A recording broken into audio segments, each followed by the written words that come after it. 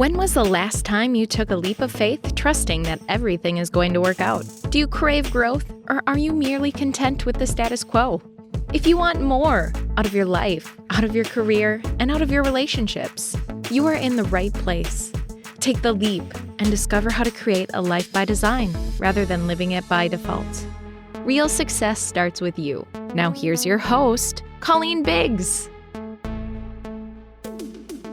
Well, hello, listeners, and welcome back to another episode of Take the Leap. I am your host, as always, Colleen Biggs. And we were just talking about my surprise guest and I were just talking about the weather and how crazy it's been lately. I just want to know, do all of you in the states that you live in or countries, a lot of you around the world, are you having some crazy weather? I'm in Arizona and it's like really cold, and then it's really warm, then it's really cold. And, approaching in April, my gosh, like by now we're usually getting really warm, but it's been really cold and rainy. Our lakes are all filled up. So have you had some crazy weather? If you have, I want to hear about it. info@colleenbiggs.net. Feel free to email us and let us know like what your crazy weather is, and then we'll mention it on the next show. I love to mention and spotlight people, if you haven't figured out, in the LEAP community. That's what I do, is help get you visibility. So if you want some visibility, email me and I will talk about how crazy your weather has been in your state. But that's not what we're going to talk about today. Yes, there's a weather support system. Then there's a support system for everything in the entire world.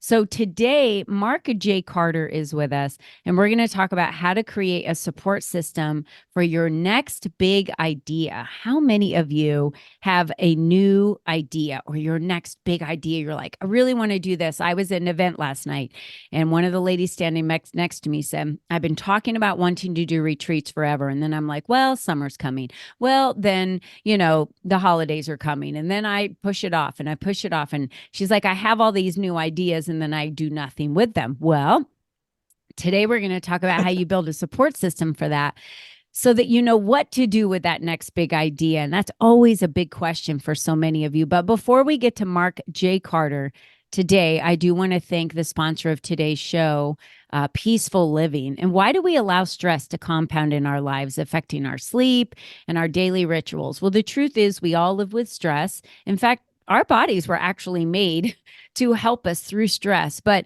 imagine if it would be like if you didn't suffer from stress. So if you're ready for better sleep, for feeling better, and for changing your overall relationship with tension, then Peaceful Living is here to help you bring more peaceful moments into your day. Peaceful Living offers simple tools, live streams, on-demand classes. My husband and I did one this morning, and a customized self-care success plan. Imagine if you had simple ways to slow down and restore your energy without taking big chunks of time away from your schedule. Well, I know they know it's possible, and they're here to help. And the founder, Roberta Hughes, will be your guide. So be sure to click on the link and begin your journey with a free membership. So if you use the code LEAP, you receive your first month for free. Thank you, Roberta and Peaceful Living, for offering that to our listeners today. Okay, it's time to get into Mark J. Carter. And what do we do with that next big idea? Mark has always been curious about how successful people got where they are in life.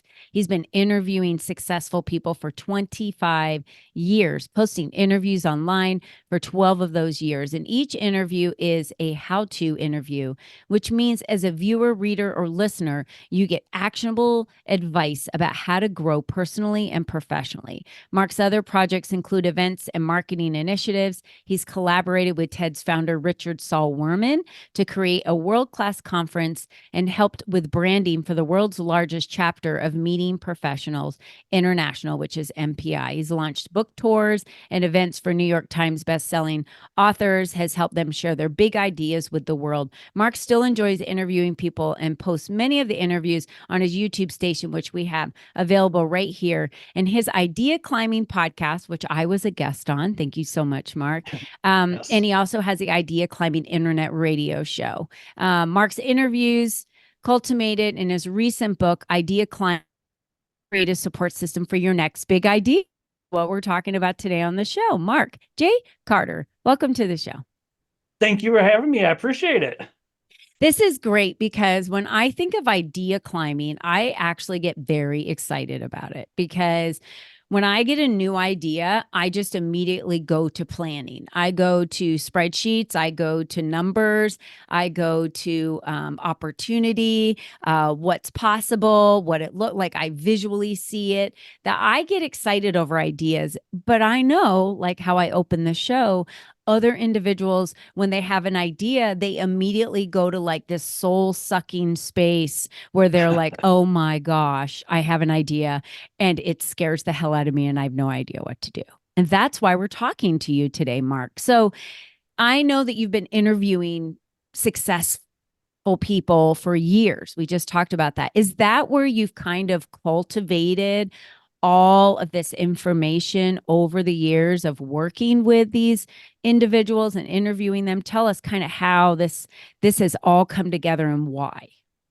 It definitely was from the interviews. Still remember dating myself, 1999, senior in college, read a self-help book and said, I realized I want to do something on my own someday. I don't know exactly what, but coaching, consulting, speaking, we'll figure it out.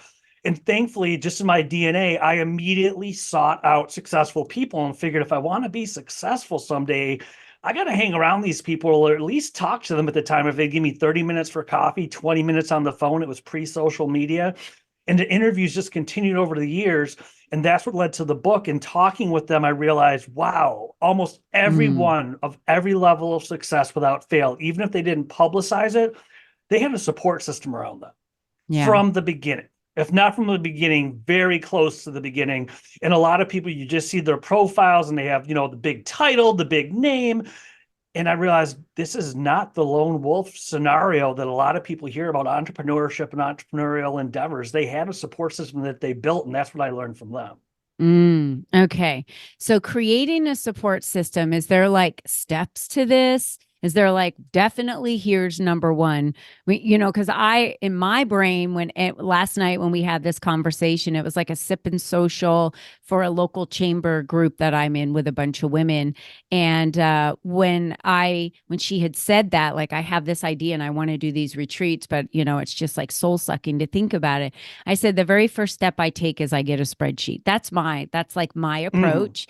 I get a spreadsheet together. I start working out numbers, working out everything that I need to kind of get it out of my head and in some type of structure that I can understand so that I can see financially, is this feasible? What is my investment going to look like? How many people need to participate in this next big idea? How much time is it going to take me? I look at, maybe I think I'm a very analytical detail person. That's why I go that direction. But I know there's a lot of people that get an idea and they're like, oh, this would be the funnest idea to just jump off the side of this rock and dive into this water. And they just jump and dive. And I'm like, oh no, I need to know, like, how deep is that water? Has anyone jumped before? Is there a current that's going to pull you? Like, there's a lot of questions I have. So I'm sure you've interviewed and heard and worked with several people that have different scenarios on how they approach it. How would you suggest, in all these years of interviewing people, is there a common factor on how to approach it? Is there a step on how to approach, supporting yourself through that big idea? I think it's, excuse me, I think it's a middle ground. There's definitely the spreadsheet side of things. And I agree with you. And a lot of people I've interviewed, I mean, you put it so eloquently. If you're going to, how deep is the water? Have people jumped before? Very rarely did someone just jump, make it happen, and poof, they're the next big thing. What I found most of them did, what I've done with whether it was the radio show or other endeavors, they started talking about it to everybody. That was step one, which can be a little bit counterintuitive depending on the level of, licensing or trademarks, things like that. A lot of people say, well, I don't want someone to steal my big idea. At the end of the day, some of the people that made the biggest impact took a chance and figured, even if they can, especially if it's an entrepreneur and anything to do with services, they shared their big idea with people because you might be able to duplicate what they say or a general idea, but you can't duplicate the person, their network, their enthusiasm, their passion. All of that cannot just be duplicated because you shared. And so many people went out there and they would just talk to everyone. I want to start a retreat. Here's what I'm thinking. Here's my target market. They find people who've done it before and talk to them. And being very open, part of it was vulnerability and being clear, not presenting fake it till you make it. I'm going to have the next biggest retreat in the state. It's going to be this great. Being vulnerable, if you don't know, you don't know. Yeah. And asking people, hey, you've done retreats. I just love to talk to you. Even one thing I found with these people is from when I got started till if I have to talk to someone cold today, is even leading with, look at just 20 minutes on a call. Mm-hmm. I'd love to talk to you. Why? Because you've done retreats. You've started this type of business. You are a consultant, a coach, whatever it might be. And they put their idea out there into the world to get feedback. And part of that would be, oh, that water is really shallow. Don't jump. Sometimes that does happen. I'm But so then they glad find you collaboration said that. partners. That is the number one thing. Get advice from someone that's done it already before. And I think that's so smart. You said two things right there that I feel like are the first two things we should do. One, if there's someone that you know that's already done successful retreats, if we're using that as an example, then go ahead and ask someone who's done it, like, hey, how did you start? What did you do? What is the first step you took? What would you find, are the pros and cons of doing retreats? Is it like a sales lead for you? All these questions you want to know. But then the other thing that you said, which was crucial, which is what I do for my entire business, is tell everybody about you. You have to tell everybody about your idea. When I launched the Empower and Elevate conferences, I told everybody about them before I even had a space lined up. They're like, where are you going to have it? I'm like, I think it's going to be in the East Valley, but I'm still looking at space, but this is the date. And this is the date we're going to. So I already had a date and I was telling everybody about it. And they were like, send me the information. I can't wait to find out more about it. So I think you kind of drum up the excitement and tell everyone, and then they start looking for the information. And then when they do see it, it's familiar because you've been talking about it. But that's the number one mistake, Mark, I see people make. They don't tell anybody about what they're doing because tell anybody they can't fit because no one knows it exists yet. That's the number one thing. They're like, but if I don't tell anybody about my retreat, then I can't fail because if no one signs up, no one knows about it. It's like, you've got it. I always say, tell them all. So throw it on a vision board, cut out a piece of paper, plan it, pick a date, work toward it, put money down, put a deposit down. That really kind of starts the ball rolling on anything, events, retreats. Maybe you want to do a business workshop. Maybe you want to launch a new product and you have to put money down as an investment. So that's awesome. Tell us a little bit about your book, Idea Climbing. So what does the premise of idea climbing mean? It means you can climb higher together than you ever could alone. And one of the chapters, one of my favorite still things to talk about, is mentoring. There's people who will grab you and pull you up and help you achieve your goals. And it starts with what we just spoke about, talking to everybody.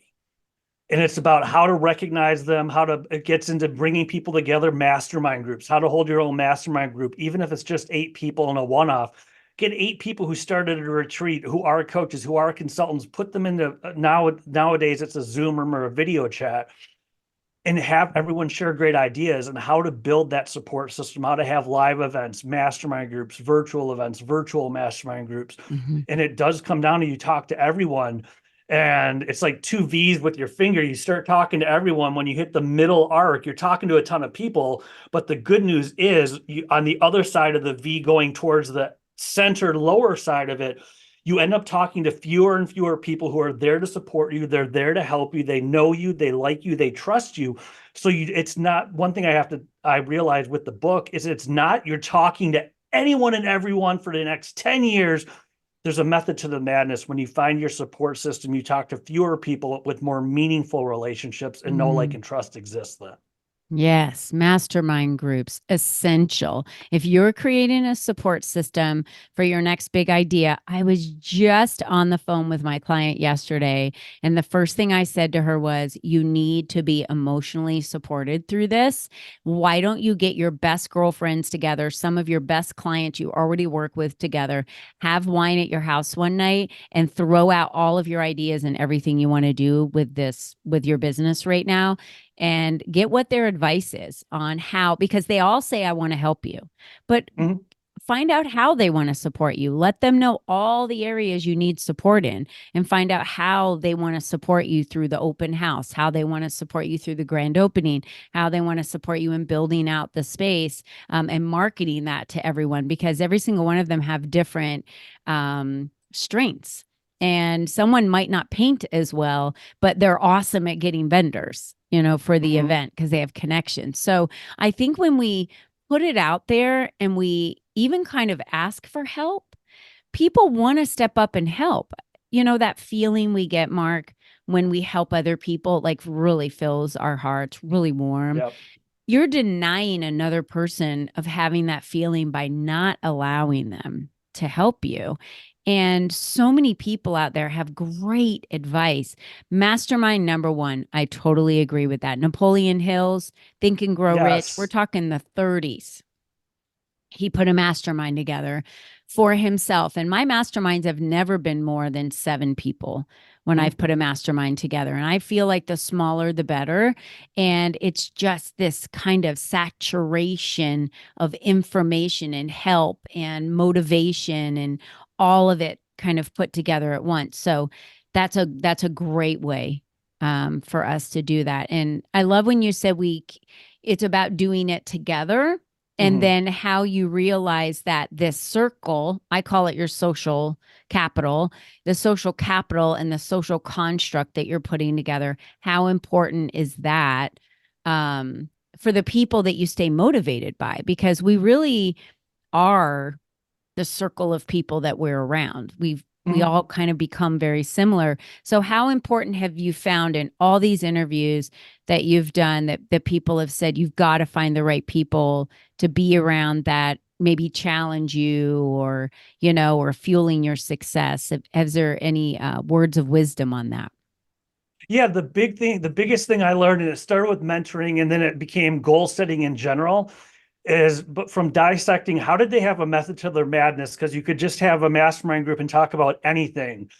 But I learned the people that really solve problems, you're getting advice, support, and or connections to solve a problem. That is a checklist for your meetings, for your mastermind groups. You have a gap in experience, ability, connections, things like that. And that becomes your checklist if you have a mastermind meeting, a mentoring meeting, whatever it might be. So you're not going in with just tell me your life story, but guiding the conversation so you get advice, support, and or connections to bridge the gap over the problem you're facing. And that gives, if you only have, say, let's say, again, 20 minutes on a Zoom call or a phone call with somebody, or even just an hour and there's 7 people in the room, that gives you a little bit more focus and just tell me anything. It's like, okay, I'm looking for advice, support, and connections about how to throw my first retreat. That changes the dynamics of your conversations. Beautiful. That's definitely, not if you're driving, don't write this down, but this is definitely a moment where you can pause the podcast. This is one that you want to write down. And I love that you said that. Repeat it again. It's advice, support, and or connections to solve a specific problem.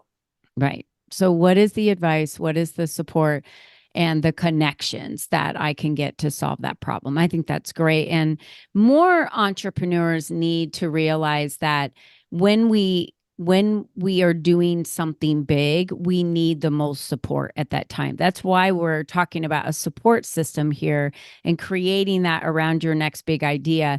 I've seen so many individuals try to go and create new things without that support, and they have failed. And when they're supported, it's almost like they feel like there's a belief, like, because I'm supported, I can do this. When they're not supported, they don't really even have anyone to bounce anything off of. So those snipers in our mind just go crazy on, self-destruct on if it's going to be possible. So let's talk about the mental side of that idea climbing and having that support while you're launching that next big idea. Support can serve, I learned, is sometimes it's a pat on the back, but more it is someone holding you up. They're validating your idea, maybe a little guidance. You might need to go a little bit to the left with this, or do this a little bit different with the retreat, or a coaching business, consulting, whatever it might be. But the support you'll find if you ask people for help, most of the people who've made it are willing to help you, especially if they already know you. There's so many people out there. If you use mentoring as an example, I cannot tell you how many times from people with, again, insert title or insert name here, said if more people would ask me, I'd help them, but no one's asking me. These people aren't broadcasting, "Oh, I want to mentor you," or, "Oh, I want to be an advisor," to the general public. But if you approach them with that why, you've built this before, you've done this before. I would love to talk to you about this. Those are the people, they had people support them when they started. They want to give it back. You just need to give them the opportunity to support you. And that's where sharing your ideas, not worrying about, will someone steal them? What if it doesn't work? It's a risk. But after the initial questions and the initial conversations happen, you have that support system, your game changes. Suddenly you're not as afraid. You're not just saying, well, I'm going to go with marketing plan X. You're talking to people who've done it. So it's less chance of failure. And if something happens, you stumble, the only failure is giving up. And people that have made it and done big things have encountered failure, and someone helped them through it. If you ask, they'll help you through it. Totally. One of the ladies came up to me after my last big Empower and Elevate conference, which we're having another one November 15th, by the way. The link is there. Y'all can sign up for it. She said to me, would you be willing to help me figure out who the best support for me would be? She said, I would love to just have a call you're very connected with a lot of women. I have a specific need of what I'm looking to do, and I don't really know who I should work with. And I said, absolutely, book a call with me. She had booked a call with me before 24 hours had even come up on the clock. And that to me is like, this person's taking the initiative. They're booking the call. And I said, let's just talk through it and I'll see who I think is a best fit for you. We're not always the best fit for everyone. And we need to understand that. If you've got a colleague or someone, that is looking for help, it shouldn't always be like, oh, I can help you with that. Oh, I can do that. I've known people that way where they're like, hey, I'm looking for a speaking coach. They're like, I can help you with that. I'm like, you're not a speaking coach. What do you mean you can help them with that? So I feel like we also need to stay in our lanes as entrepreneurs, give advice and help people where you feel like you have the information. But if you don't, I think at that point you need to say, maybe I need to introduce you to so-and-so because I feel like they're an expert in this field and they're really going to be able to help you a lot. And passing that on to another person that you feel like that connection piece, I think it was the advice and then the connection piece that you talked about. How can we best support someone? And sometimes it's connecting them with somebody else that isn't you. Do you find that in your interviews that you did in conversations that these individuals were saying that they weren't necessarily suited for everybody or to be the best mentor for everyone, that they also had other connections that they would utilize frequently as referrals? Absolutely. And you read my mind. It's like you just opened the book. Advice, and a key part I left out that you just touched on, is experiential advice. So you don't want to be too abrupt and say, well, have you done this before? And, if you're asking for help, they're being nice. What you do is you ask them, have you encountered this problem in your life before? What did you do to solve it? If they don't have experiential advice, which is not opinion, it's not, I read a bunch of books. It's, I've done it or I haven't done it. I've walked that solution or I haven't. That's where connections come in. And I found the best mentors, including the ones in my life, I appreciate them more because they actually said, that's not me. But I know this person who works with female business owners who's got an entire community. Colleen's the one to talk to. I can't help you. If you're offering or asking for advice, ask and offer experiential advice, and don't try and say, here's my opinion, because that could really hurt someone's progress. Very important to identify the difference. And I love it more than anything when women reach out to me and say, I'm going to start a community. I was wondering if you would give me some advice. And I'm like, you bet. Schedule a call. Let's talk about it. And they're like, really? You're going to tell me like how to do it? I'm like, why wouldn't I? Why wouldn't I want everybody out there to build a community? Because when people are in community, just like neighborhoods, all of our neighborhoods we live in, we're all in communities.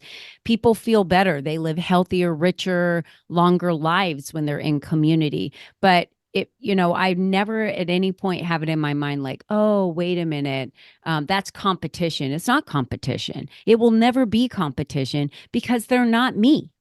And I think that's a big piece here. The idea climbing piece is about building the support system around you for your next big idea, your next big idea. It was your idea. You need to do it the way you need to do it, but build the support system of people that are there to support you that have experience, that have done it before, so that you build it the way you want to build it, but with the support that you know that it's going to be successful, right? It's kind of feels Absolutely. like. Yeah, it's like the formula there. So I guess we need to ask the question to all of our listeners, who's missing right now out of that circle? What mentor is not there? What person is just giving their opinion and not experimental, like actual experiential advice? Like they've done it, they've created it, they've gone through it before. They're going to give you advice one way or the other on the good things, the bad things, the ugly things, right? Do you have those people in your life? And if you don't, start reaching out to individuals. I find that those that are willing to serve first are the ones I want to work with and talk to.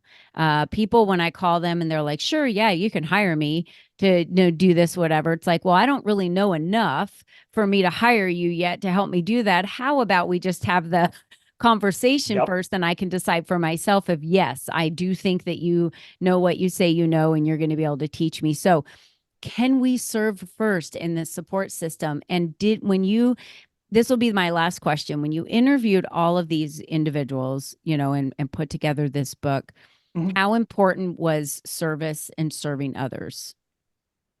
The best of the best serve others. Like you just mentioned, maybe they're not broadcasting it. It's not, I'm going to guess it's not on your website. Want to start a female group to empower women and help female business owners? Click here to schedule a call. But if someone approaches you for it, some of the biggest names and the best people I met, I mean, good-hearted people, they're there to serve. And like you said, if they charge for it, most of them would take the approach that you did. Well, let me even see if I'm the person to even help you before we talk about coaching or consulting or retainers. Let me make sure I'm the right person. So many of them did that, and that became their life, is giving back and serving others, because they have the stories of interviewing them. Almost every one of them had that story, at least one, more often than not many, of I reached out and I was just beginning and so helped me and they lifted me up, and I don't even know why they did it. They filled my first event for me or whatever it might be. But the best of the best out there, as far as success goes, almost all of them had servant leadership in their blood. Yes, that's why we're here. Mark, that is one of the best ways for us to wrap up the podcast today. And markjcarter.com is your website. Can they get the book, Idea Climbing, on your website as well? Or is there a link that takes us to Amazon? You can go to my markjcarter.com, has the website and the podcast. If you want to skip, go right to Amazon. It's Idea Climbing, www.ideaclimbingbook.com. Oh, ideaclimbingbook.com. Okay, But we'll have that link for markjcarter.com them. has everything there. Perfect. Okay, good. So what should they do when they get to markjcarter.com? What would you like them to do once they get on your website? Right now, go to the podcast button. There's a testimonial there. There's a link for Spotify, all the rest of them. There's a special link just if you want to peruse the episodes on Apple Podcasts, you can do that. But I would definitely say go to the podcast. There's interviews. You're one of my most recent interviews. If you want to watch and or listen to the interview with Colleen, that's one of my top interviews right now. So check out markjcarter.com and just go under podcast. It's the first button on your left. Thank you. So Idea Climbing Podcast, all of my listeners, go subscribe to that. There's so much we can learn from listening to other podcasts. I mean, if learning is beneath you, leadership is way beyond you. Everyone, please remember that. And then go to markjcarter.com, and you can also get his book. You said ideaclimbingbook.com. Ideaclimbingbook.com. We'll have that link for you as well. And Mark J. Carter, I cannot thank you enough for being on today's show. I think support systems are the most important thing for everything we go through. Whether you're a brand new mom, you need a support system. Whether you start a new job, you need a support system. Whether you're starting a new hobby. I could never have gotten my black belt without the support system of my husband, my trainers, my master that was at the dojo. Everything I've ever done throughout my entire life, running, marathons, boot camps, I've always had support of other people. So your support system is what is going to help you create your next big idea. So if you don't believe that, go get the book, Idea Climbing by Mark J. Carter, read through it, subscribe to his podcast at Idea Climbing Podcast. And remember, you're the only you that's ever been. You are the only you that will ever be. Stop putting your dreams on hold. Stop squashing all of your big ideas because you don't know how to do it, or you're afraid, or there's a lot of fear and you don't think you can do it. Get a support system. We just walked over about 5 or 6 things to get started on just for that next big idea. Listen to this over and over and over again. And then when you have a friend that says they have a big idea, but they don't know what to do with it, share this podcast with them because it'll help them through that process. So Mark J. Carter, thank you so much for being on today's show. It was really insightful. Thank you, Colleen. This has been an awesome experience. I appreciate it. Really insightful. Thank you. And to all of you, don't forget, until next time, be you and be strong. Bye-bye for now. Thank you for joining us on this journey of self-discovery, where you learned the tools to create a life by design. Remember, you are the only you there is, and you are the only you that will ever be. Be you and be strong, because you are brilliant, and the world needs you at your best. We cannot wait for you to join us again next time.